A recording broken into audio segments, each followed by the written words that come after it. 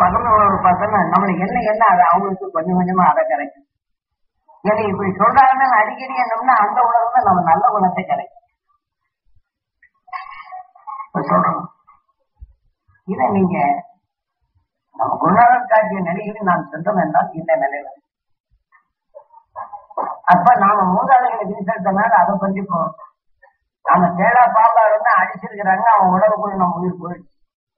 அந்த உணர்வு எடுத்து மனிதனான பின் நம்மளை பாதுகாக்கிறாங்க. அப்ப அந்த மனித நிலையை நாம என்ன செய்யறோம், அந்த அருள்மொழியை பற்றி இதை நிறைய போகும். இது அந்த காலத்துல இருக்கிற அந்த விநாயகரை வச்சு நீ எப்படி நீ அந்த சக்தி தரணும் அப்படிங்கிறத தாண்டி காலையில கொடுக்குறோம். எவ்வளவு தெளிவா கொடுக்குறாங்க. அதை வச்சுதான் நாம கோயில் என்ன செய்யறாங்க, விநாயகரை வணங்காம கோயிலுக்குள் போனால் பலன் ஏறும். அப்ப நாம விநாயகரை பார்த்தோம் நினைக்கிறோம், அந்த மகிழ்ச்சியோட சக்தி நான் பெறணும், என் உடம்பு முழுது படணும், என் ஜீவாத்மா பெறணும் கூட்டம். எங்க அம்மா அப்பாவுக்கு அந்த மகிழ்ச்சி நான் சக்தி பெறணும், எனக்காகப்பட்ட வேலையெல்லாம் நீங்க அருஞானி உடல் மகிழ்ச்சி பெறும் சக்தி பெறணும், மலரை போல மனம் பெறணும். இப்ப தன் மனைவிக்கு இந்த போல மகிழ்ச்சி நான் சக்தி பெறணும், மலரை போல மனம் பெறணும், அவருடைய பாடல் எனக்கு உயர்ந்த நினைக்கிறேன். மனைவியும் அதே மாதிரி என்ன. இப்ப நம்ம வாழ்க்கையில யாரெல்லாம் சந்திச்சோமோ என்னை பார்க்கிறவங்களுக்கெல்லாம் அந்த மனுஷனை சக்தி பெறணும் நல்லா இருக்கு. அப்ப அவங்க உணர்வு நம்மகிட்ட இருக்கு, அவங்ககிட்ட நான் பிரிஞ்சு வாழல. இதை எண்ணி நமக்குள்ள அந்த உணர்வு எழுதும்போது இந்த திறமறை போடும். அவரை பார்த்தாலும் நம்மளுக்கு வெறுப்பு வராது. அந்த வெறுப்பு வராம செய்யறதுதான் அந்த கோயில் இலக்கியம். அப்ப இதெல்லாம் என் வாடிக்கையாளர் இருக்கிறவங்க எல்லாம் நலமா இருக்கணும்னு நினைக்கிறோம். அப்ப வாடிக்கையாளர் நாம் நலமா இருக்கணும், ஒருத்தர் கடமை கொடுத்துருக்கும் கொடுக்கல, கொடுக்கணும் என்ன கொடுக்கலன்னு வேதனைப்பட்டோம். அந்த வேதனை உணர்வு நமக்குள்ள வராதுக்காண்டி அவங்க நான் பார்ப்பவர்களே வாடிக்கையாளர் நலம் பெறணும்னு நினைக்கிறோம். வாடிக்கையாளர் நலம் பெற்றா என்ன ஆகுது நமக்கு. அப்ப அந்த நலம் பெற வேண்டும் என்ற உணர்வு நம்ம வந்து இந்த மாதிரி எடுத்து வரையிருந்தா நம்ம சரக்கு வந்து வாங்கினா அவங்க கஷ்டம் போகணும். நம்ம சொல்ல போகும்போது கேட்கிறாங்க, அவங்க அறியாமலே நல்லவர். ஆனா அதே சமயத்துல அவங்க கஷ்டமா இருக்கும்போது என்ன நினைங்க, அவங்க இந்த கடன் வாங்குறவங்க கஷ்டத்தை சொல்லிடுறாங்க, அவருக்கு இது மாதிரி. நாம அதை கேட்ட உடனே காசுக்காக கேட்போம், அவங்க கஷ்டம் நமக்குள்ள நாமக்கல் விளையும். அப்ப அந்த உணவு நமக்குள்ள இருக்கும், அந்த உணவு வளர்க்காம தடுக்கும். கோயில் சாதாரணமான கோயில் அல்ல, நாம எப்படி என்ன வேண்டும், நம்ம வரக்கூடிய கஷ்டங்கள் எப்படி போகணும்னு தான் அங்க செய்யறாங்க. அப்ப இந்த விநாயகரை வணங்கும் போது எல்லாம் சுத்தப்படுத்திக்கணும். அதை சுத்தப்படுத்திக்கிற போகும்போதுதான் அதாவது கோயிலுக்குள்ள போய் நினைச்சு நமக்குள்ள இருக்கக்கூடிய இந்த நல்ல குணம் இருக்கு. அந்த நல்ல குணத்தை மேலும் உயர்த்தணும். அப்படிங்கிறபோது இணை சேர்த்த உணர்வு, அந்த உணர்வு தான் நமக்குள் எண்ணமாகும். அந்த எண்ணம் தான் நமக்குள் தெய்வமா இருந்து காக்கும். அந்த நல்ல உணவும் நல்ல உடலை உருவாக்கும் நம்மளுக்கு எண்ணம் தான். அப்படிங்கிறதுக்காக இந்த எண்ணத்தை உருவாக்குறதுக்காக சரியா வைக்கிறாங்க. அப்ப நம்ம தீபார்த்தனை காட்டும். முதல்ல என்ன அருள் மகிழ்ச்சி உணர்வை செருகி ஏற்றிக்கிறோம். அந்த உணர்வெல்லாம் நமக்குள்ள அந்த நல்லது செய்யக்கூடிய எண்ணம் இருக்கு. அதை நாம எப்படி செய்யணுங்கிற வழியாக்கி இருக்கிறோம்.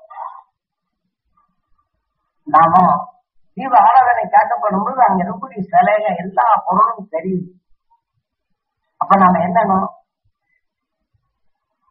நாம பிறவியை தவறு செய்தாலும் மற்றவர் ஏதோ இருந்தாலும் நாம் இந்த பொருள் அறியக்கூடிய சக்தி நான் தரணும். இப்ப வெளிச்சத்துல எப்படி இங்க பொருளை காண்றோமோ என் எண்ணத்தால அந்த பொருளுக்கான சக்தி தரணும். அதுதான் பொருள் அறிந்து செயல்படும் சக்தி நான் தர வேண்டும் ஈஸ்வரா என்று அவனிடம் வேண்ட சொல்லலாம். இது எல்லாம் இவங்கிட்ட தான் கேட்கணும். நீங்க வேற யார்கிட்ட போய் கேட்டு பரவாயில்லை.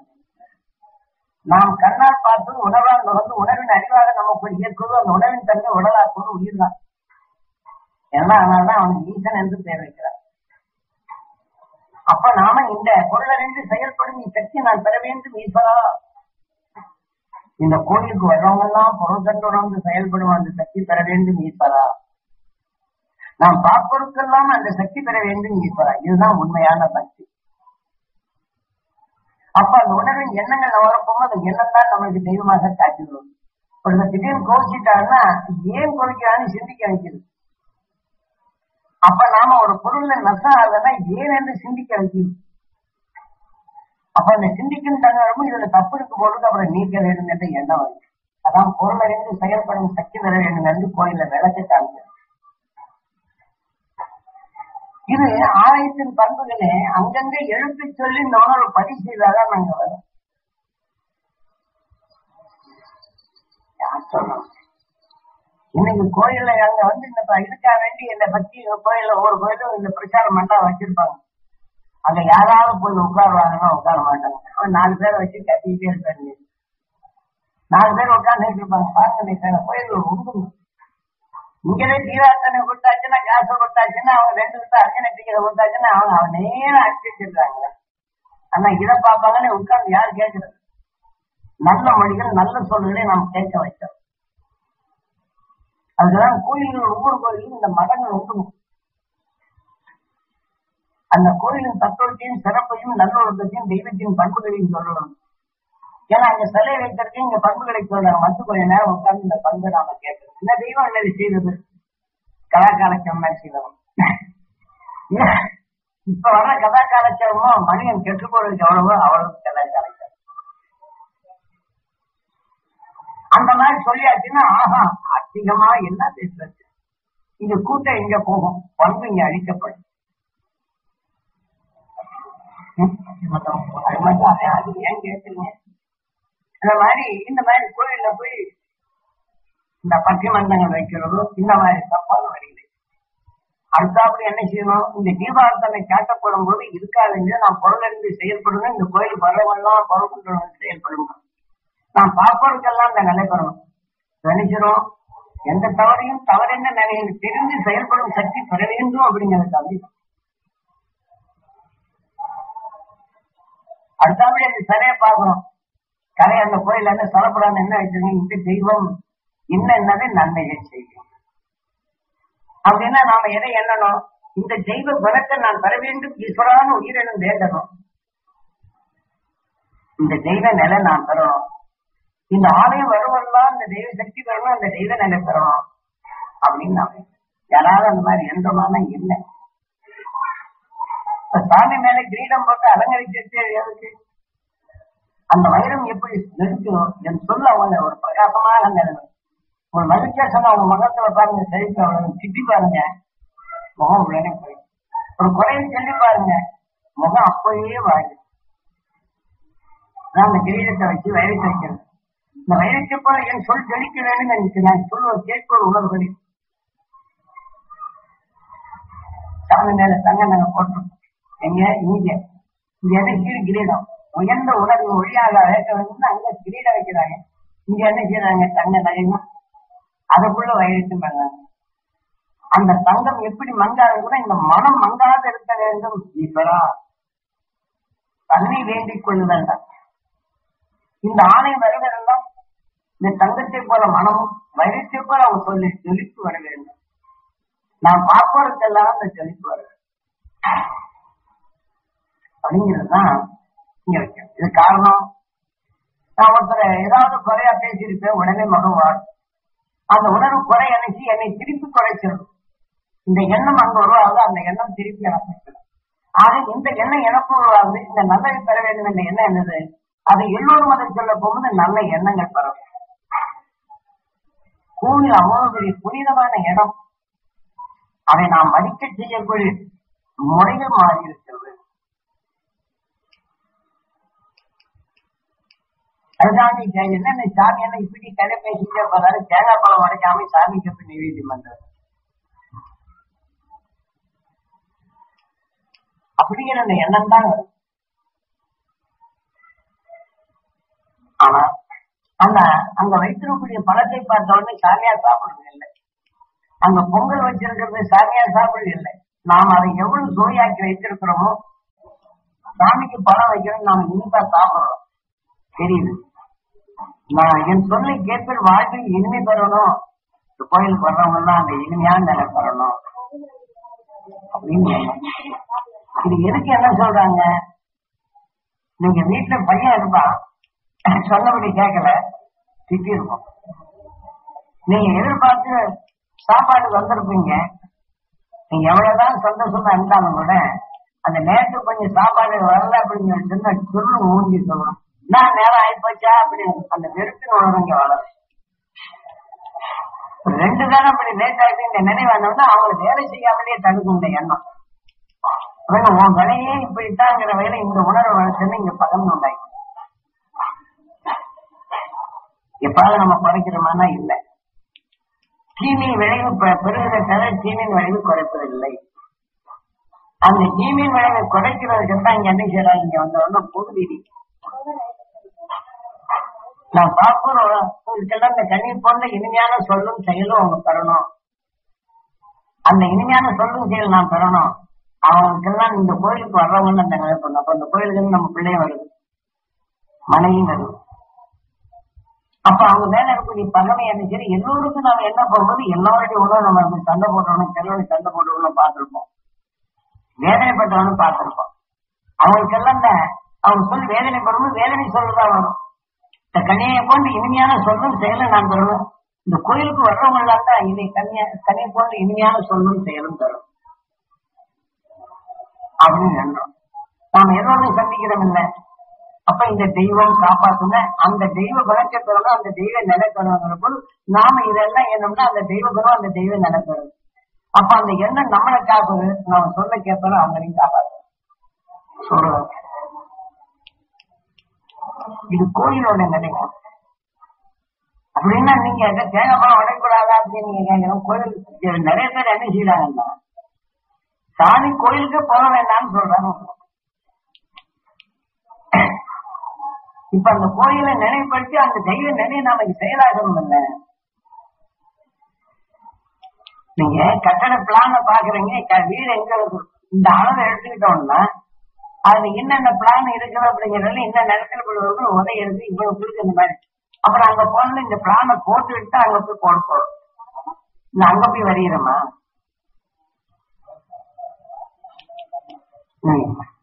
அப்ப நாம என்ன செய்யறோம், கோயில்ல இந்த எண்ணெய்களை எடுக்கிறோம். அப்ப நம்ம வீட்டு வாழ்க்கையில என்ன செய்யணும், நம்ம எப்படி பக்குவப்படுத்தணும் இந்த எண்ணம் வரும். கோயில் அவ்வளவு பெரிய புனிதமான அந்த கோயில் எது, நமக்குள் பல கோடி செடிகளை நல்ல குணங்களாக உருவாக்கி மனிதன் சிந்திக்கு செயல்படும் சக்தி பெற்று இந்த உடல்ல இருக்குது. அதை நீ அந்த தெய்வ குணத்தை உயர்த்து, அந்த நிலையை நீ தருவது அப்படிங்கிறதுதான் அந்த கோயில். அப்படி என்ன செய்யறாங்க, சாமி மேல மாலை போட்டிருக்காங்க சாமிக்கா. இப்ப நம்ம உடல்ல நாம எந்த குணத்தை எடுக்கிறோம் இந்த வாசனை வரும். ரோட்ல போகும்போது ஒரு கண்ணாடி காலில் எட்டி வந்துடும். அப்ப நீங்க என்ன செய்றீங்க, கண்ணாடி ஆட்டோன்னு உங்களுக்கு விருப்பம் என்ன ஆகுது, நடுவில் போறீங்க அறிவிட்டவங்க அப்படின்னு சொல்றோம். ஆனா நாசமா போறவங்க இப்படி ரோட்ல எல்லாம் அசிங்கப்படுத்தலாம்னு நம்ம சொல்றோம். நாசமா போகணும்னு உணர்வு ஆனோம்னா அதையும் உணர்வு அணிச்சு நமக்குள் நாசப்படுத்தும் எண்ணங்கள் அதிகமாகும், நல்ல பணங்களை அடி சொல்லி சொல்றோம். இப்ப நீங்க இங்க இருந்து இந்த நசமா போக நினைக்கிறீங்க, நீங்க சரக்கு எடுத்து வியாபாரத்துக்கு கொண்டு வர போறீங்க. இந்த உணர்வு அவங்க போனோம்னா அவங்க கண்ணுல அந்த உணர்வு தான் வரும். நல்ல சரக்கை நீங்க பார்க்கவே முடியாது. உங்க மனசு நினைச்சு அந்த மட்டமான சரக்கு வச்சு இதை வச்சு வியாபாரம் பண்ணிடலாம், தலை வேலை சீப்பா இருக்கு, இதெல்லாம் கொண்டு விடும். இங்க வந்த வியாபாரம் ஆக்க முடியாது. அப்ப என்ன செய்யுது, இதனால இது வாங்கலைன்னா நஷ்டமாயிடும். ஒரு நல்ல சரக்கு இருந்து இந்த கடைக்கு போய் கொடுத்தாச்சுன்னா மட்டமாயிடும். அவன் வாங்கிட்டு போறோம்னா மோசமான நிலையில அவனுக்கு வந்து இந்த கடைக்கு வந்து மட்டங்களே கொடுக்குறான், வந்த ஆளும் போயிடும். அப்ப நாசமா போறது யாரு, இந்த உணர்வு வீதியில நீ எது எண்ணுகின்றாயோ அதுவாகின்றாய். நாம் எண்ணத்தின் நிலையை கண்களுக்கு வரும், அதன் உணர்வு கொண்டுதான் அதை தேர்ந்தெடுப்போம். நீங்க வேதனையான நிலைகளை இருக்கும்போது நீங்க பாருங்க, அடிச்சு சொல்லுவோம் பொம்பளைங்க கல்லு நிறையா இருக்கு. கோபமான நிலையில இருக்கும்போது பாருங்க, அந்த மிளகாய் பார்த்தா நான் ரசிப்பேன், கூட ஒரு மிளகாய் சேர்க்கும். அதுக்கு கண்களின் இயக்கங்களை பற்றி அந்த வியாசகர் எவ்வளவு தெளிவா எழுதியிருக்கிறார். நீங்க பாத்தீங்கன்னா மனிதன் தனது வாழ்க்கையில் வருவது 6வது அறிவை வைத்து நாம் எப்படி வாழ வேண்டும் என்பதைத்தான் ஆணைகள் அமைத்தார். கண்களால் கவனம் உணர்வும் பதிவாக்குவதும், கண்களால் கவர்ந்தவுடன் உயிருடன் இணைப்பதும், உயிரின் இணைகள் அதனுடைய செயலாக்கலும், அந்த உணர்ச்சிகள் நம்மை எப்படி உருவாக்குவது என்ற நிலையில் தெளிவாக்கப்பட்டுள்ளது. அதை கண்கொண்டு உற்று பார்க்கும் சிலையும் குணங்களை நாம் எடுக்கும்போது அது நான் பெற வேண்டும், இந்த வலுவர் பெற வேண்டும் என்று எண்ணினால் எப்படிருக்கும்? நாம் அதுவாகவே ஆயிடும். பண்படுத்தும் உணர்வை நமக்குள் விளையுது. நம் சொல்கிறதை பண்படுத்தும் நிலையை உருவாக்கலாம். ஆக இந்த உடலுக்குள் இருக்கும் சக்தியின் நிலையில தான் தெளிவாக நீ எதை எப்படி வளர்க்க வேண்டும், எதன் வழியிலே நீ இந்த வாழ்க்கை வாழ வேண்டும். இப்ப நாம் இதெல்லாம் சொன்னோம்னா அன்னைக்கு தேங்காய் பழம் வச்சு யாகத்தை வச்சு தப்பா இப்படி கேள்வி கேட்பான். யாகம் என்றால் என்ன? நம் உயிர் ஒரு நெருப்பு. இல்ல இந்த உணர்வை செலுத்தும் போது உணர்வு உடலை பகரும். நாம் மூச்சு வழி சொல் வழி கூட இந்த உணர்வு அலைகள் வெளிப்படும். கேட்பொரு உணர்வுகளில் இது மகிழை செய்கின்றது. ஆனால் யாருக்கு நீங்க போட்டு நல்ல சரக்க போட்டவன் என்ன செய்து புகமண்டலமா வரும். அப்ப நம்ம கண்ணில் பட்டா கண்ணுடைய நினைவாரு நாம சுவாசிப்பதிலே நெறி வரும். நம்ம அங்க யாக மண்டலத்துல என்ன இருக்குது? இது புறநிலை காட்டி அதனுடைய நிலைகள் அகநிலைக்கு ஊட்ட முடியாது. நாம் புறக்கண், நம் உயிர் அகக்கண். நாம் புறக்கண்ணால் பார்ப்பதும் உயிரே அது உரைப்பது அகக்கண்ணாக இருந்து உள் நின்று நம்மை இயக்கும் என்ற நிலையை காட்டுவதற்குத்தான் இது துவைதம். அதாவது உருவம். சமஸ்கிருதத்தில் துவைதம். இது உருவம். அந்த எண்ணத்தால் எண்ணும்போது அரூபம். அந்த அருவம் என்ற உணர்வு நாம் நுகரப்படும் போது அதனுடைய உணர்ச்சி, அந்த உணர்ச்சி என்று இயக்கும் போது இது அத்வைதத்தில் துவைதம், அத்வைதம், விசிஷ்ட அத்வைதம், தனக்கும் மறைந்து இயக்கம். இங்கே உணர்ச்சி. இப்ப நீங்க அவங்களை கண்ணை பார்த்தோம் நினைக்கிறோம், பாம்பை பார்த்த உடனே அந்த உணர்ச்சி துணையும் பாம்பு குறிக்கிறோம். ஒரு சாதாரண பொருளை பார்த்தா ஆகா என்று நினைக்கிறோம். அப்ப அது துவைதம், உருவம். அந்த உணர்வில் நுகரப்படும் போது அத்வைதம், வீழ்ப்பட்ட உடனே அந்த உணர்ச்சி, அந்த உணர்வின் தன்மை, அந்த உணர்ச்சி ஊற்றும் நம்ம உயிர் அந்த அணுவாக மாற்றுது. இது உருவம். நல்ல உயர்ந்த பொருள்களை ஒரு உருவமாக்கும். நீங்க வேதனைப்படுவதாக உருவாகும் போது நடுங்கி போகுது. சைத சித்தாந்தப்படி சித்தாந்தம் அதன் வழிதான் ஆலைகள் அமைக்கப்பட்டது. அப்ப வைரத்தை பார்த்தவன் என்ன செய்து நம்ம கண்கள் அது எப்படி ஜொலிக்குதோ அதே மாதிரி என் சொல்ல நீங்க கேட்டவொடனே அவங்களுக்கு அந்த ஜொலிப்பு வரணும், சந்தோஷம் வரணும். அந்த தங்கை எப்படி மங்கா இருக்கணும், என் மனசு எப்பயுமே உங்க மேல நல்லதா இருக்கணும். இதை சொன்ன உடனே என் தங்கத்தை போல் மங்காத நிலை பெறணும். உங்க வேணே அந்த உங்க மனம் மங்காத நிலை உயரணும். நீங்க உயர்ந்து நிலைக்கிற நானும் உயர்றேன். நான் மட்டும் வரணும், அவங்க அப்படித்தான் படணும் அப்படின்னு நல்லாச்சு. எதை பெறணும்? நல்லதை நினைச்சாலும் அதுல என்ன செய்யணும், கொஞ்சம் மிளகாத்தோட போட்டுறோம், குப்பை தூக்கி போட்டுறோம். அப்புறம் இந்த நிலை உருவாக்குறதுதான் இந்த கோயில். அந்த சாமி மேல போட்டுக்கிற மலர் எது? நாம் எதை என்றுமோ அந்த மனம் இங்கே வரும். அதுதான் அந்த மலரை போல மனம் தரணும். அது எப்படி இருக்கோ அது என்ன நான் தரணும். மகிழ்ச்சிகள் எப்படி அவங்க பார்வை பெற தீமைகள் அகற்றுவதும் மகிழ்ச்சி பெற செய்தோ அதே போல அந்த மகிழ்ச்சி நான் சொற்கை நான் பெற வேண்டும் என்ற உணர்வை நாம் பேசணும். இந்த ஆலை மகிழ்ச்சிகள் அல்லாது நறுமணத்தை காக்க முடியாது. அதை உருவாக்கியவர் அதை என்னை சேர்க்கவில்லை என்றால் கோயில்ல நீங்க இது வராது. அதுக்காக என்ன செய்தான்? ஒவ்வொரு கோயிலும் இந்த ரிஷி தான் செய்தான்னு சொல்றாங்க. அந்த ரிஷி பற்றி யாராவது சொல்றாங்க இல்லை. யாரும் அந்த இருக்கக்கூடிய அரசர்கள் இந்த ரிஷி காட்டி உணவின் தன்மை எடுத்து இது ஆலயம் என்ற நிலையை காட்டாங்க. இன்னைக்கு பழனி போயாச்சுன்னா முருகாபுரிங்கன்னா 4வது அறிவின் தன்மை அவன் உருவாக்க சேர்ந்து ஒன்றான் போகும். அவனை பத்தி யாராவது நினைக்கிறீங்களா? ஏதோ போய் சாமி போட்டோன்னா ஒன்னே ஒரு வேடிக்கை பார்க்க வேண்டாம். அங்க 2 நாள்லாம் கொடுத்து அங்கே விட்டு போயிட்டாரு. அவர் இங்க போகிறது இங்கதான் இருந்தாலும் அந்த காசு புத்தகம் எழுதியிருந்தாரு. அன்னைக்கு இந்த எழுத்தே கிடையாது, இவங்க எழுதி வச்சிருக்காங்க. 5000 ஆண்டுகளுக்கு முன்னாடி எழுத்து கிடையாது. அந்த எழுத்துனா கிரந்தம். கிரந்தம் என்றால் செடி என்ன, அந்த செடியின் ரூபம். அந்தந்த செடி வழியை காட்டப்படும் போது அதன் உணர்வை எடுத்து அதன் வழியில் இந்த உணர்வின் மனம், எண்ணம், இதனுடைய குணம் என்று இப்படித்தான். இதுதான் கிரந்தம் என்ற நிலையில் அந்த காட்டுகிறார். எதை கிரகித்ததோ அதன் அந்தம்.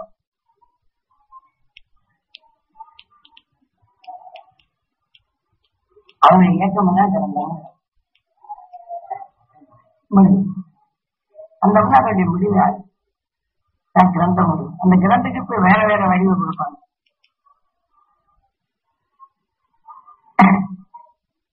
இந்த கிரந்தம் சொல்றதுக்கு இப்ப செடியினுடைய தத்துவம் என்ன இருக்கு?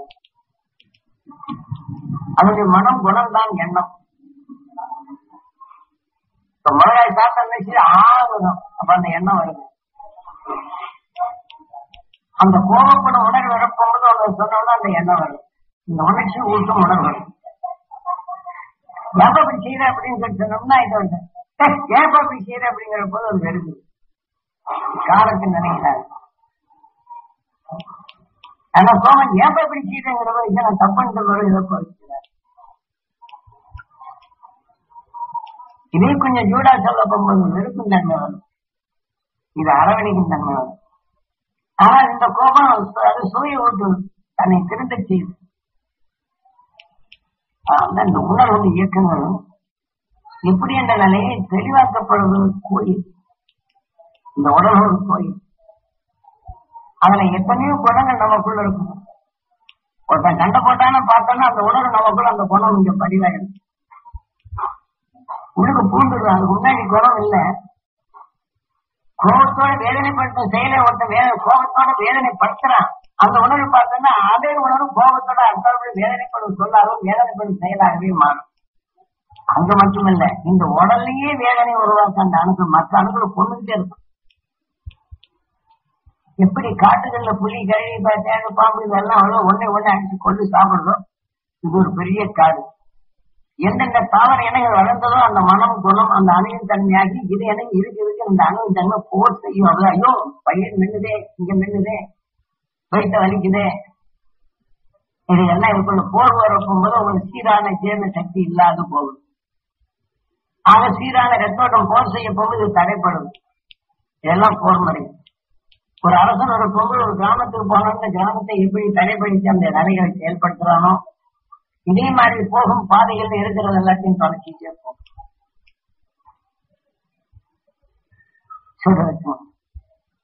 இதுகளெல்லாம் எதுல இருந்து வந்தது? நாம் தெளிவாக்கி இருக்கிறோம். எந்த உணவை இந்த சூரியன் காந்த சக்தி அல்லது சீதா லட்சுமி அந்த சுவையை வளர்க்கும் சக்தியாக வளர்கின்றது. அதே சமயத்தில் எந்த குணத்தை கோவிப்ப வழி சீதா அந்த உணவு சூரியன் காந்த சக்தி எடுத்தது சீதா லட்சுமி அம்மாள். அந்த கோவிப்பனை பார்த்தோன்னா சீதா ராமா அந்த கோபத்தின் உணர்ச்சி வேகமாக எண்ணங்கள் வருகின்றது. ஒரு கசப்பான செயலை செய்கின்றான சீதா லட்சுமியா மாறுகின்றது. அந்த உணர்விலிருந்து சீதா ராமனாக எண்ணங்கள் மாறுகின்றது. ஆக இது தனித்தன்மை. அப்ப நாம் என்ன செய்யறோம்? இங்கே சுவை கொண்ட உணர்வும் அந்த ஆலயத்தில் பண்பு கொண்ட உணர்வும் காட்டப்படும் போது இந்த உணர்வு எடுத்து சீதா இந்த குணங்களை சீதா அந்த சுவை என்றும் சீதா ராமனாக எனக்குள் வரும். எப்படி வருது? இங்க வர்றவங்கெல்லாம் நல்லா இருக்கும். இந்த உணர்வின் தன்மை நாம் வெளிப்படும் போது அதே உணர்வை எடுத்து நீங்க நல்லா இருக்கு இதை கலவையாக்கி எடுக்குது. நீங்களும் அதே மாதிரி சொல்றீங்க. இந்த உணர்வலையில் அங்க படம் அந்த குறைத்து கொடுக்க அந்த மாதிரி பண்ணாலும் ஒரு மகிழ்ச்சி.